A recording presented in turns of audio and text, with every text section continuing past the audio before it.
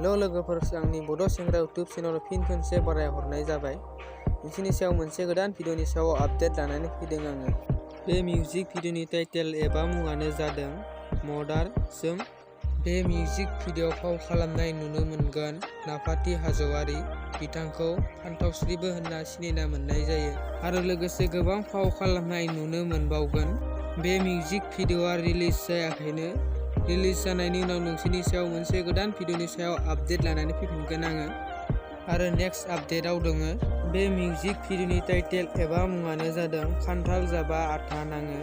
बे मिउजिक भिडिअआव फाव खालामनाय नुनो मोनगोन सिम्पुल, आजिर, मिथिसार, अनामिका, खोरोमदाव, गौरब, कानिता बिथांमोनखौ फाव खालामनाय नुनो मोनगोन।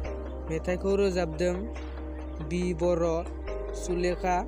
बे मिउजिक भिडिअआ रिलिज जायाखैनो।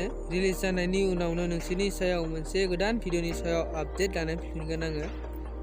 आरो सोरबाफोरा आंनि चेनेलाव गोदानै फैदोंबा लाइक, कमेन्ट, शेयार, साबस्क्राइब खालामनो दाबाव।